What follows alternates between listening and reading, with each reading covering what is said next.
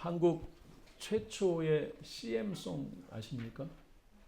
보고는 몰라요, 들어서도 몰라요, 맛을 보면 맛을 아는 땡땡 간장. 예, 니들이 개맛을 알아? 예, 맛을 봐야 맛을 안다는 겁니다. 예, 보고 냄새 맡고 만져보고 난 다음에 결과적으로 먹는 미각이 있는 것이죠. 예. 맛본다는 건 아주 친밀한 체험입니다. 맛보게 되면 나는 그 맛본 그것을 알게 되겠죠. 그리고 나는 또 그 맛으로 맛본 것으로 인해서 그것으로 인해서 내가 또 변화되는 것입니다. 맛본다는 건 이렇게 이중적인 의미가 들어가 있는 것입니다. 8절 여호와의 선하심을 맛보아 알지라. 선하신 하나님을 경험해보고 알라는 거죠. 복된 소리를 줄여서 복음이라고 합니다. 복음은 주께서 우리 죄를 대신해서 속죄를 하시고 속량하셨다는 그 소식이 바로 복음인 것이죠. 복음을 받아들인 여러분들은 이미 주님을 맛본 사람들입니다. 주님을 맛봤기 때문에 계속 알아가고 맛보게 되어 있더라는 것입니다. 여러 가지 경우로 하나님을 맛보게 되지요. 말씀으로, 사건으로, 또 어떤 분에겐 꿈으로, 어떤 또 교제로, 또 나눔으로 여러 가지들로 하나님을 맛보고 주님을 맛보게 되지만 그 모든 것들의 결론은 뭐냐 하면 하나님을 아는, 주님을 아는 눈이 열려버리게 되는 겁니다. 맛볼수록 그 주님을 아는 눈이 열려버리게 된다. 하나님을 맛보고 더 알아가시기를 축복합니다. 다윗은 죽음 같은 상황에서 하나님을 맛봤습니다. 하나님을 맛보고 나면 하나님을 아는 눈이 열리는 거죠. 그래서 맛보라 첫 번째는 뭐겠어요? 하나님을 아는 눈이 열리는 것이 바로 맛보는 겁니다. 본문은 두 단락이에요. 1절부터 8절은 개인적인 경험과 감사의 내용이고요. 9절부터 22절은 교훈과 가르침이에요. 그래서 8절 마지막과 두 번째 단락 마지막 22절은 뭐라 그러냐면 그에게 피하는 자, 그에게 피하는 자를 마지막으로 말하면서 단락이 마무리되고 있습니다. 그런데 34편 앞에 제목이 있죠? 뭐라고 있어요? 다윗이 아비멜렉 앞에서 미친 채 하다가 쫓겨나서 지은 시. 이게 히브리 원어 성경엔 이게 1절입니다. 그래서 전체가 22절이 아니라 23절이 되는 거죠. 이 제목 말이에요. 이 제목이 이 시 전체를 보는 창문과 같아요. 이 창문을 딱 열면 이 시 전체가 보이는 거예요. 자, 그러면 왜 미친 채 하다가 쫓겨났을까? 다윗은 하나님을 위해서 정말 수고하고 하나님 여호와의 이름을 위해서 싸웠습니다. 그리고 승리했습니다. 그런데 다윗에게 일어난 그 이후의 일들은 정말 이해할 수 없는 일들이 연속되었습니다. 정말 이해할 수 없고 정말 상상하기도 싫은 일들이 계속 연속되었어요. 백성들은 그를 칭송했지만 살해의 위험을 받았고 도망자 신사가 되어서 적왕 앞에서 미친 채 하다가 목숨을 건졌다 이거예요. 다윗이 블레셋 가드 출신의 장군 누구죠? 그 키 큰 사람? 골리앗 머리통을 박살내서 죽였죠. 전쟁 영웅이 되었어요. 국민적인 스타가 된 거예요. 백성들이 사울 왕보다 다윗을 더 칭송했습니다. 하나님보다 백성을 두려워했던 사울의 마음이 어땠을까요? 시기심이 들기 시작하는 거죠. 경쟁심이 들어오는 거예요. 저놈 저거 살려뒀다간 내 자리를 위협받겠는데 뭐 이런 마음들이 들어오는 거예요. 그래서 저놈 저거 언젠가 날 위협하겠지. 저거 없애자. 화근을 아예 제거하자. 이렇게 마음을 먹어버린 겁니다. 급기야 다윗을 죽여 없애라는 생각으로 실제로 사울 왕은 다윗에게 창을 던지기도 했습니다. 다윗 두려웠죠. 그래서 두려움에 사로잡혀서 호련단신으로 도망을 시작하는 거예요. 도망가던 중에 노비란 지역 땅에 가서 높 지역의 제사장하고 있는 제사장에게 일종의 도움을 받습니다. 도움을 받았는데 그 사실을 나중에 사울 왕이 알고 높 지역의 제사장 85명을 다 죽여버린 거예요. 그리고 높 지역에 사는 어린아이, 남녀노소, 가축까지 다 죽여버린 거예요. 완전히 미친 짓을 한 거죠. 대학살을 저질렀습니다. 다윗은 높을 떠나서 평소에 싸우던 주변 국가들 중에서 안식처를 찾아야 할 필요가 있게 된 거죠. 이런 말이 있죠. 원수의 원수는 동지다. 이스라엘 사울 왕, 이스라엘에게 원수는 블레셋이잖아요. 그러니까 나에겐 지금 동지가 된 거예요. 그래서 블레셋, 지금으로 말하면 현 팔레스타인의 조상들이에요. 그 지역으로, 그것으로 도망간 거예요. 혼자 도망간 거예요. 이 팔레스타인 5개 도시가 있는데 그 중에 한 도시 가드란 곳으로 도망가서 숨게 되었습니다. 그래서 왕 앞에, 가드 왕 앞에 지금 있는 거예요. 그런데 하필 간 그곳이 골리앗의 고향이었던 거예요. 자기가 죽인 골리앗의 고향이었던 거예요. 프라이팬이 뜨거워서 밖으로 뛰어나왔는데 불 속으로 뛰어들어간 거죠. 뭐 쓰레기차 피하려다가 이 차에 치인 거죠. 그런 경우가 돼버린 거예요. 블레셋 왕 아기스 앞에서 엎드렸어요. 제가 왕을 섬기겠습니다. 저를 걷어주십시오. 그때 왕 옆에 있던 신하들이 보는 거예요. 아니 쟤 걔 아니야 걔? 우리 골리앗 장군을 죽인 그놈 아니야? 저거 왕이시여, 저거 간첩이 틀림없습니다. 저거 조사해 보십시오. 이렇게 된 거예요. 그래 다윗이 어떻겠어요? 완전히 쫀 거죠. 완전 두려움에 빠진 거예요. 도망가도 죽고 그냥 있어도 죽게 생긴 겁니다. 도망가도 죽고 그냥 있어도 죽는 거예요. 이때 다윗의 심정을 사무엘상 21장 10절하고 12절이 아주 정확하게 표현해주고 있어요. 이 사건의 그때의 심정을. 21장 10절, 다윗이 사울을 두려워해서 도망갔고, 12절에는 다윗이 가드 왕을 두려워하여인 거예요. 그러니까 다윗은 온통 뭐예요? 두려움에 휩싸인 거예요. 두려움이 엄습해 온 거죠.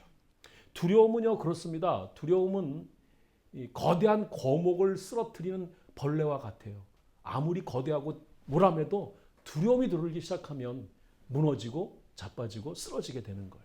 그 두려움이 그래서 무서운 거죠. 죽을 일만 이제 남은 거죠. 다윗이 어떻게 했습니까? 꾀를 하나 낸 거예요. 아, 내가 미친 짓을 해야겠다. 그래서 미친 짓을 하는 거예요. 괜히 성벽을 벅벅 긁고요, 침을 질질 흘리고요, 뭐 이렇게 미친 짓을 하는 거예요. 그러니까 블레셋 왕 아기스가 보니까 야 우리나라에 미친놈이 없어서 저런 미친놈을 내 앞에 데려왔냐? 저거 당장 내쫓아 버려라! 이렇게 된 거죠. 당시 사회에서는요, 미친놈을 터부셨기 때문에 굉장히 좋은 생각을 한 거예요. 굉장히 좋은 발상을 한 거죠. 미친놈 짓을 한 거예요. 침 흘려가면서 성벽을 벅벅 긁고 가니 미친 짓을 한 거지요. 그래서 적진 그 왕 앞에서 도망 나온 후에 쓴 시가 바로 34편인 겁니다.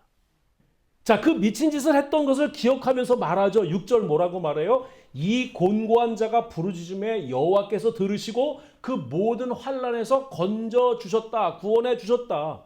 미친 짓을 해가며 홀로 블레셋 왕 면전 한복판에서 간신히 빠져나온 일을 뭐라고 얘기하는 거예요? 곤고한 자가 부르짖었더니 여호와께서 구원하셨다고 표현하고 있는 거예요. 그러니까 무슨 말이에요? 무슨 말이냐면 미친 짓을 했지만 미친 짓을 할 때 그때 그 속으로는 뭐라고 있었던 거예요? 부르짖고 있었던 거예요. 미친 짓을 하면서 속으로 하나님 부르짖고 있었던 거예요. 벽을 박박 긁고 침을 질질 흘리면서 속으로는 하나님께 부르짖은 거예요. 다윗 앞에 있었던 그 아기스 왕이나 그 신하들이요, 다윗을 몰라봤을까요? 아니에요. 골리앗은요, 그 사람들하고 그냥 동고동락하고 함께 지내던 동료란 말이에요. 그냥 한 식구나 마찬가지예요. 그 대장군, 블레셋의 대장군 골리앗을 죽인, 자기 친구를 죽인 다윗을 몰라봤을까요? 아니란 말입니다. 알아봤단 말이에요. 알아보고 얘기한 거예요. 그런데 하나님이 그 순간에 함께 있어서 절대절명의 순간에 그를 도왔다는 겁니다. 그 정말 빠져나올 수 없는 순간인 거예요. 이거는 그냥 완전히 코가 낀 거예요. 어떻게 할 수가 없는데 그 순간을 하나님이 빠져나오게 그 위기의 순간에 도와주셨습니다. 자, 여기서 우리는 이런 생각을 한번 해볼 수 있어요. 이런 중요한 질문이죠. 다윗은 매우 혼동스러운 일을 겪었습니다. 자기가 한 일은 하나님을 위해서 싸운 일밖에 없는데 죽게 생긴 거잖아요. 두려움에 들어갔잖아요. 잡혔잖아요. 빠져나올 길이 없었잖아요. 우리 역시 그렇죠. 우리도 그런 일들을 겪습니다. 성도가 되었지만 혼란스럽고 아찔한 상황들이 얼마나 많습니까? 19절은 말합니다. 의인은 고난이 많으나, 성도가 되면 받을 복이 훨씬 크고 많다는 건 사실이에요. 그런데 고난도 분명히 있다는 것도 사실입니다. 성실하다고 불행이 없는 것도 아니고요. 경건하게 살았다고 해도 사고 당하고요. 사업도 어려워지기도 하고 고난도 당합니다. 정말 아찔한 상황들이 일어나는 게 현실이잖아요. 갑자기 말기암 선고를 받고 우리 곁을 떠나간 우리 성도들도 있지 않습니까? 자, 그렇다 그러면 하나님께서 이런 일들을 계획해 놓으셨을까? 우리에게 닥치는 두려움, 죽음과 같은 상황, 아찔한 상황들을 계획해 놓고 너 골탕 먹어봐라 하고 준비해서 오셨을까 하는 것입니다. 여러분 어떻게 생각하십니까? 하나님이 불행한 일을 우리 앞에 계획해 두셨을까요? 미국의 프레드릭 뷰크니너라는 목사님이 나의 비밀스러운 고백이라는 책에서 이런 말을 했습니다. 고백을 한 거예요. 자신의 아버지의 자살에 대해서 이런 글을 썼습니다. 나는 도저히 믿을 수가 없습니다. 사랑의 하나님께서 어떤 이유에서도 나의 아버지의 자살을 예정하고 계획하셨다고 믿을 수가 없습니다. 그런 것을 계획하신 분이 아니라는 거죠. 도저히 견딜 수 없는 삶의 무게를 피할 수 있는 길이 스스로 목숨을 끊는 것이라고 결정한 것도 나의 아버지고, 자살을 해서 목숨을 끊은 것도 나의 아버지입니다. 그러나 나는 이 비극적인 사건의 순간에도 하나님은 그의 곁에 있었노라고 나는 믿습니다.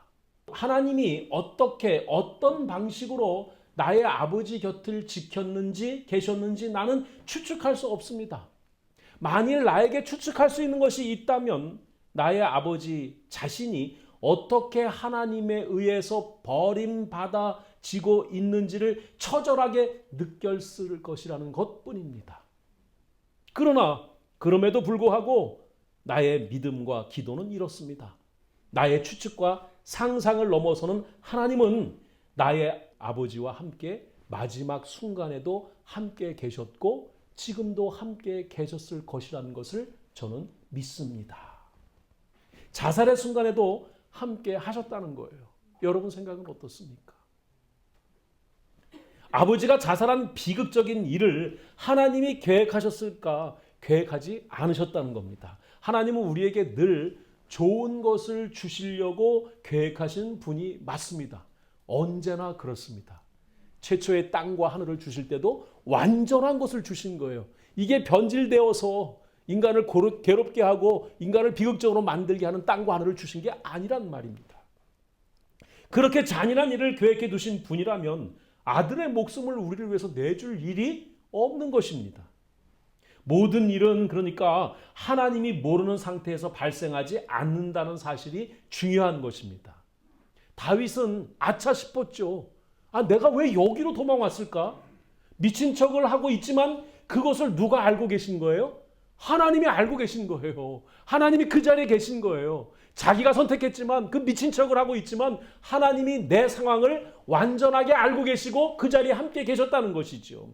다니엘을 사자굴 속에서 보호하셨듯이 하나님 어떻게 하셨어요? 7절 여호와의 천사가 자신을 둘러 진쳐서 건지셨다. 하나님 천사를 보내서 다윗을 막아주신 거예요. 그 완전한 위기에서 건져주신 거지요. 하나님이 보고 계시고 알고 계셨다는 거예요. 이해할 수 없는 상황, 도저히 해석이 안 되는 상황인데 하나님이 그걸 알고 계셨고 알고 계신 것뿐만이 아니라 돕고 계셨다는 거죠. 이게 다윗이어서만 그럴까요? 아니요. 하나님은 자신의 백성 모두에게 그렇게 하십니다. 여러분에게도 그렇게 하십니다. 이걸 우리는 믿는 것입니다. 하나님이 모르는 일이 벌어지는 곳은 없습니다. 하나님이 모르는 일이 우리 삶 속에, 나의 삶 속에 일어나는 일은 아예 없는 겁니다. 자신의 잘못된 선택으로 벌어진 상황이지만 하나님은 그곳에도 함께 계셨습니다. 즉 저와 여러분의 상황과 관계없이 하나님은 여러분들 곁에 계시다는 겁니다. 내가 슬프다고 계시지 않고 기쁘다고 계신 게 아니라 슬프나 기쁘나 고통당하나 즐거우나 하나님은 늘 나와 함께 계시다는 거예요. 이것을 여러분이 꼭 반드시 기억해야 하는 겁니다. 그분은 왜? 하나님이시기 때문에 그렇습니다.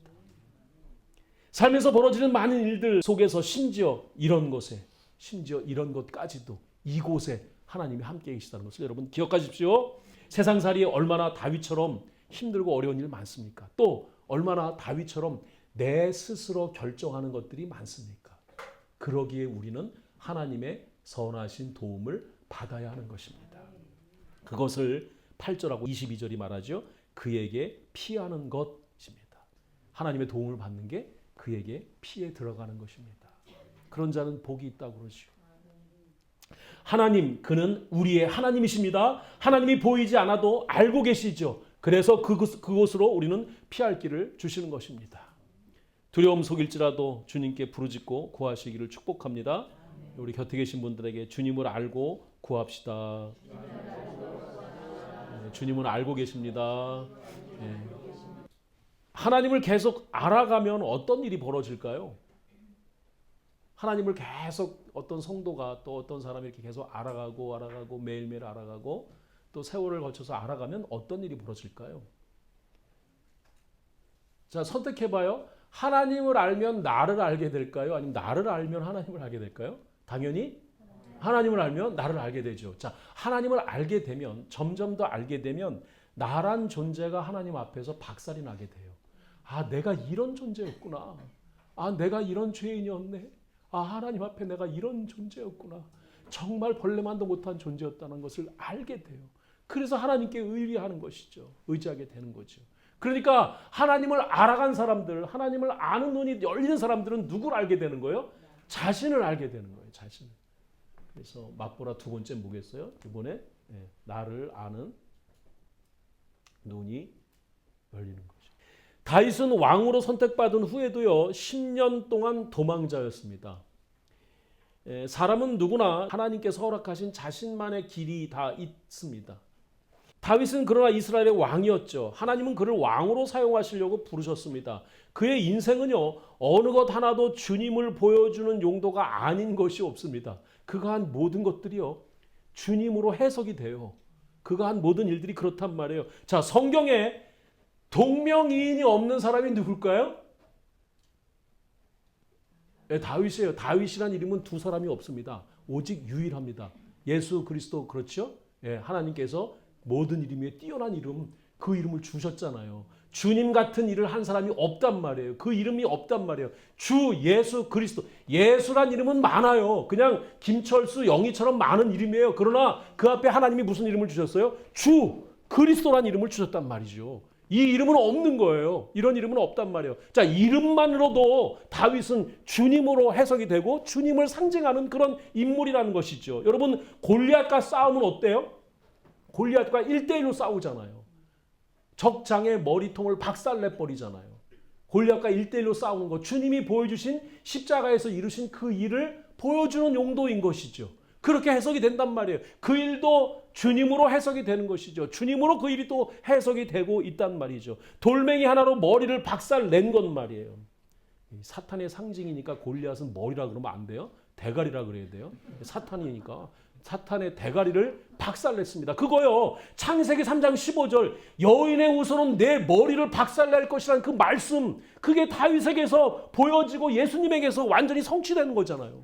그 머리통 박살낸, 대가리 박살낸 것도 예수님으로 해석이 되고 예수님을 보여주는 그런 용도란 말이에요. 어느 것 하나도 다 그래요. 온통 두려움에 가득 찼고 그의 삶은 곤고 중에 있었고 도망자였고 어려운 일이 많이 있었지만 그런데 하나님이 사용하셨단 말이에요. 그의 인생을 사용하신 거예요. 여러분, 곤고 중에 있습니까? 두려움에 있습니까? 그래도 하나님이 사용하신다고요. 여러분 사용하신단 말이에요. 하나님이 여러분을 사용하신다면 그것으로 감사하시기 바랍니다. 그것으로 하나님께 찬양하시기 바라요.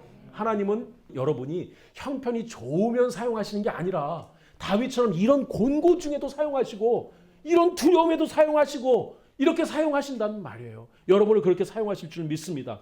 자, 다윗의 현실은 그야말로 암담하죠. 참담하죠. 그냥 부담 그 자체인 거예요. 그렇지 않습니까? 어디를 가든지 죽음의 그림자뿐이에요.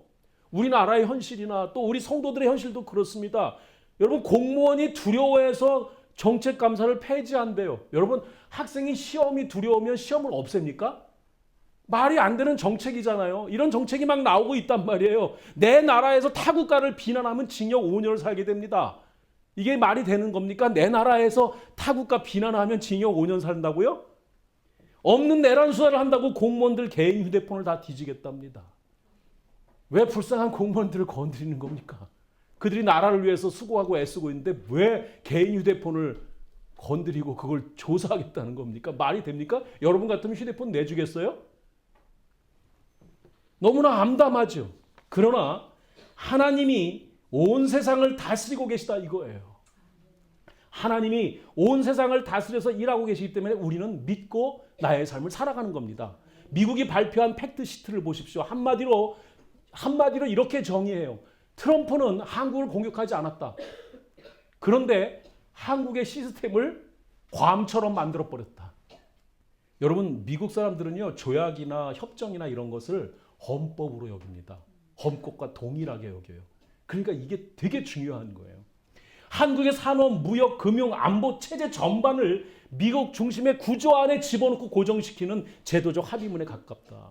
자동차, 원자력, 식량, 외환, 국방, 디지털 모든 것들 등등등 항목이 미국에 존속된 제한적 주권으로 바뀐 역사적 사건이다. 70년 만에 역사적인 사건이라고 얘기합니다.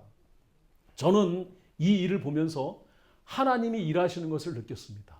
하나님이 일하시는 것. 참 암담한 정책을 만드는 사람들이지만 하나님이 일하고 계시구나. 마음이 든든하다. 여러분 그렇잖아요. 저기 떼놈들을 종속받느니 미국 종속받는 게 나은 거예요. 그렇지 않아요? 엄밀히 말하면 이게 현실이잖아요.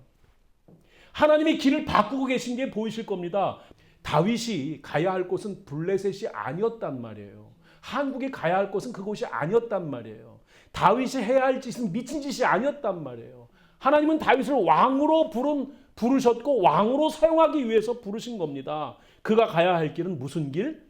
왕의 길이었던 거예요. 백성들이 하나님을 잘 믿을 수 있도록 인도해 주는 왕의 길, 그게 바로 다윗의 길이었던 것이죠.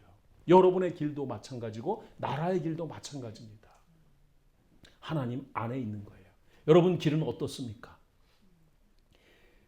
그에게 자신과 인생의 길을 찾게 해주신 것을 한번 보세요. 두 번째 단락이 바로 그건데요. 9절부터 시작되는 두 번째 단락이 완전히 달라진 다윗의 모습을 보여줍니다. 이건 완전히 180도 바뀐 거예요. 9절 성도들아 여호와를 경외하라. 여호와를 경외하면 부족함이 없다. 11절 뭐라 그래요? 자녀들아 내 말을 들어라. 내가 여호와 경외하는 법을 알려줄게. 내가 여호와의 선하심을 맛보아 알았거든. 내가 여호와를 경외하는 법을 알려줄 테니까 나에게 들어라. 이러는 거예요. 성도들에게 자녀들에게 당당하게 교훈하며 가르치고 있습니다. 왕의 자리를 찾은 거예요. 성도들아 자녀들아 내 말을 들어라. 내가 하나님을 맛보아 알았다. 여호와 경외하는 법을 가르쳐 주겠다. 복받기 원하느냐? 그렇다면 화평이신 하나님을 따라라. 여호와의 눈과 귀는 마음이 상한 자, 통회하는 자를 가까이 하시고 그런 자들을 위해서 구원을 베풀어 주시는 분이다. 이렇게 교훈할 수 있었던 것은 이유가 바로 하나님인 겁니다. 하나님이 그를 건져주셨기 때문에 그 경험을 통해서 다윗은 자신의 길을 찾았고 왕의 길을 찾은 겁니다. 그러니까 하나님을 알게 되면 하나님이 그렇게 만드신단 말이에요. 하나님을 자꾸 알면 이렇게 만드신다고요. 내가 그러고 싶어서 그러는 게 아니라 하나님을 알다 보면 하나님이 그렇게 만드세요. 나를 알게 만드시고 나의 길을 찾게 만드시고 내가 가야 할 길, 민족이 가야 할 길, 나라가 가야 할 길을 깨닫고 알게 하신단 말이에요. 그래서 아는 거예요. 여러분 하나님은 보이지 않아도 우리를 지키십니다. 어둠 속에서 피할 길을 주십니다. 기적을 만드시고 여러분에게 새 길을 허락하십니다. 어둠을 밝히는 빛이에요. 그는 우리의 하나님이십니다.